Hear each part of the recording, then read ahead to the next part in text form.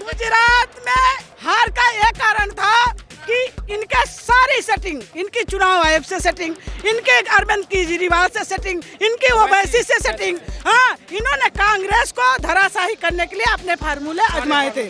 56 inch में मैंने सुराग कर दिया हिमाचल लेके, दम होता तो 1% वोट से, सिर्फ 1% का फर्क, 1% के फर्क। हम एक वोट से जीते लेकिन सुराग कर दिया मैडम। हिमाचल की जनता समझदार है। हम आपसे कहते हैं, आप 3 स्तंभ में 4 स्तंभ में मीडिया वाले हमारे भारत जोड़ो यात्रा को कहीं स्पीच नहीं देते हो आप अपने चैनल में, क्यों नहीं दिखा रहे हो राहुल गांधी को? हम लोग दिखाते हो आप, गुजरात में भी दिखाया हमने, कुछ नहीं दिखाया। अब मेरी तीनों स्टेट में सरकार नहीं थी, ना दिल्ली में, ना गुजरात में, ना हिमाचल में। मैंने मोदी जी से उनके सत्ता के बीच से, उनके 20 दांत से खींच करके हिमाचल मैंने हासिल किया है। इस एक्सप्रेस पर मैं निशा झा इस वक्त जंतर मंतर पर मौजूद हूँ। मेरे साथ देख रहे हैं कुछ कांग्रेस के नेता हैं, कुछ कार्यकर्ता हमारे साथ मौजूद हैं।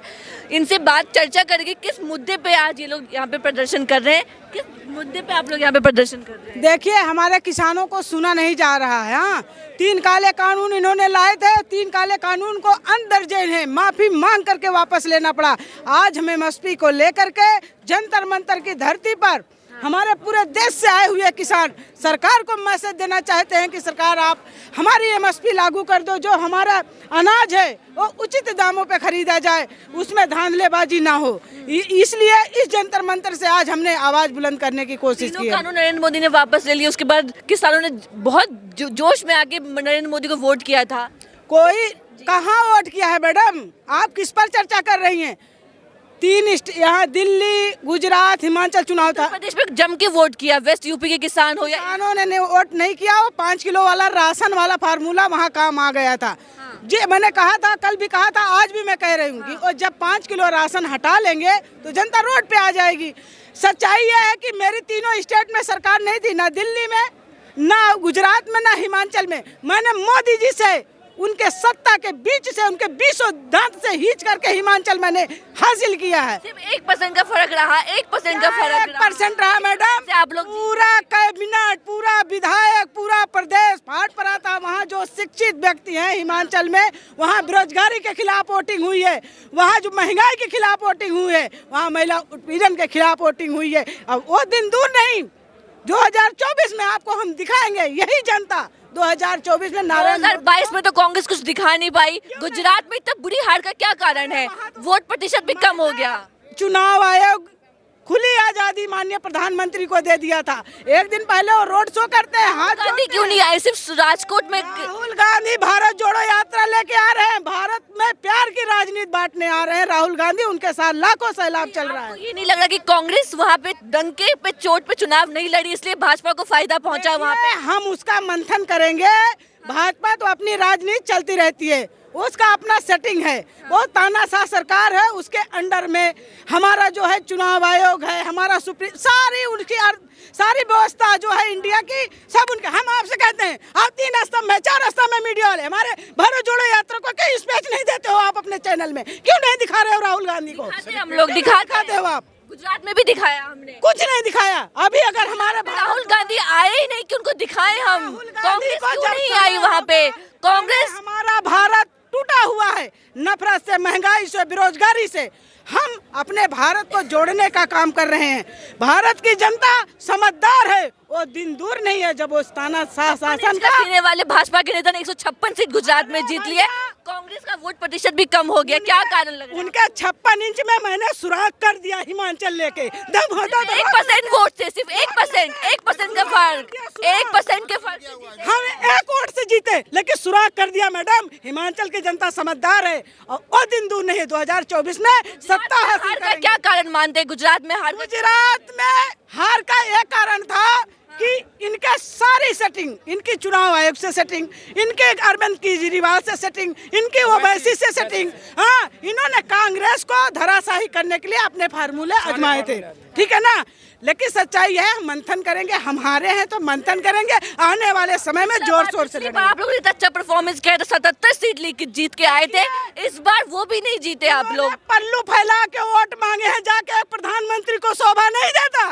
जिस तरह से वो प्रचार करते हैं प्रधानमंत्री की कुर्सी को खत्म कर देते हैं। उनकी आन बान साल लगी नहीं, गुजरात भी हम ले लेते, उनसे गुजरात भी छीन लेते, यही सच्चाई है। गुजरात तो छीन नहीं पाए गुजरात आप लोग। अब की बार नहीं ना, अब की पूरा देश छीन रहे हैं 2024 में। गुजरात में क्या कमाल के एमसीडी में देखिए, एमसीडी में छोड़ो, मैं 2024 मोदी जी का सत्ता छीन रही हूँ मैं। 2024 में? हाँ 2024 में मोदी जी के जीतने का क्या कारण लगता है आपको? कोई कारण नहीं है, उनके जो हमारे देश का लॉ एंड ऑर्डर है ना, वो बिक गया है उनके हाथों में, यही सच्चाई है। देखिए जिस तरीके से यहाँ पे कांग्रेस के नेता और कार्यकर्ता मौजूद है, किसान के मुद्दों को लेकर यहाँ पे लोग धरना दे रहे हैं, चाहे वो एमएसपी की बात हो या अनाज की बात हो। तो इनसे हम बात कर लेते हैं, जिस तरीके से आप लोग किसानों के समर्थन में धरना दे रहे हैं, क्या क्या मुद्दे हैं आपके? सबसे बड़ा मुद्दा तो आपने ही बता दिया है, एमएसपी सबसे बड़ा मुद्दा है। जब किसान आंदोलन हुआ था, वो आंदोलन जब समाप्त किया मोदी जी ने, तो ये पहला उनका वादा था कि हम किसानों को एमएसपी देंगे। लेकिन कहाँ दिया है आज तक? नहीं दिया, किसी को एमएसपी नहीं मिली।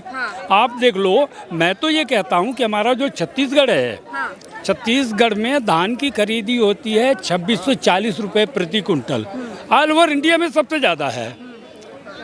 तो मैं तो ये कहता हूँ कि भाई आप उसको मॉडल मान के 2640 रुपये ही हमको दे दो। एक स्वामीनाथन कमीशन की रिपोर्ट आपने ये कहा था कि हम उसको फॉलो करेंगे, उसको लागू करेंगे, वो नहीं किया। और सबसे बड़ा मुद्दा है कि जो हमारे किसान आंदोलन में 700 से अधिक किसान शहीद हुए, उनको कंपनसेशन देने की बात मोदी जी ने कही थी, वो नहीं दी। इन 3 प्रमुख मुद्दों को लेकर के हम लोगों ने आज ये मोदी जी को आगाह किया है, ये आक्रोश सम्मेलन के रूप से। अगर मोदी जी अब भी चेतते नहीं हैं तो हम लोग एक बड़ा आंदोलन करेंगे, पार्लियामेंट का घेराव करेंगे। लेकिन लगातार नरेंद्र मोदी किसानों की हक की बात करते हैं, उनके खाते में पैसे डायरेक्ट डिजिटलाइजेशन के तहत पैसे पहुंचा रहे हैं, इन सबसे फायदा नहीं पहुंच रहेगा किसानों को? आप एक बात बताइए मैडम, आपको 3 महीने में 2000 रुपये मिल जाए तो आप उसका क्या करोगे? खाद के रेट जस्ट डबल हो गए। तो हम तो ये कहते हैं आप ये 2000 जो दे रहे हो हमको, वो मत दो, हमको किसानों को मत दो। किसानों को वीक नहीं चाहिए, किसानों को सम्मान चाहिए और किसानों को उनका अधिकार चाहिए। हम तो ये मांग करते हैं कि किसान जब 60 साल से ऊपर का हो जाता है, काम करने में शारीरिक रूप से कमज़ोर हो जाता है, तो आप 2000 रुपये महीने उनको पेंशन क्यों नहीं दे देती हैं? किसान देश का अन्नदाता, हर बड़ा नेता हिंदुस्तान का ये कहता है कि किसान हमारे देश का अन्नदाता है। अन्नदाता केवल भाषण देने के लिए है, पेट में खाने के लिए नहीं है। तो मैं तो ये मांग करता हूँ कि भाई मोदी जी 2000 रुपये महीने कम से कम किसानों को आप पेंशन दीजिए, 60 साल के ऊपर वालों किसानों को, तो माने किसान की हित ऐसी हो। जब नरेंद्र मोदी ने तीनों जो कानून थे, कृषि कानून को वापस ले लिया, तो किसानों ने जम के उनको वोट किया। यूपी इलेक्शन में भी आपने देखा होगा, सबसे ज्यादा किसानों ने वोट किया वेस्ट यूपी में। बिल्कुल आपका सही बात है। नाराजगी थी, इतने आंदोलन कर रहे थे, धरना दे रहे थे, तो क्यों वोट किया फिर? देखिए, जो 3 काले कानून थे जब उनने वापस किया, तो किसानों को ये लगा कि निश्चित रूप से नरेंद्र मोदी जी किसान के हितैषी बनेंगे।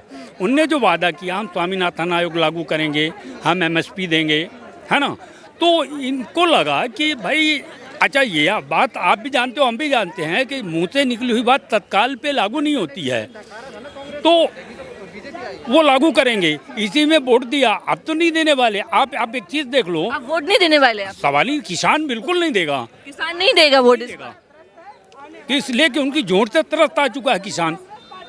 तो आप मोदी जी को आप पसंद नहीं करते? किसान के सवाल ही नहीं पैदा हो। तो किसान के साथ छल रहे हैं, किसान के साथ धोखा कर रहे हैं, कौन पसंद करेगा जी? तो देखा आप लोगों ने यहाँ पे किसान अब लगातार समस्या बता रहे हैं कि इस बार भाजपा को वोट नहीं करेगा। देखना दिलचस्प है कि आने वाले समय में क्या क्या होता है।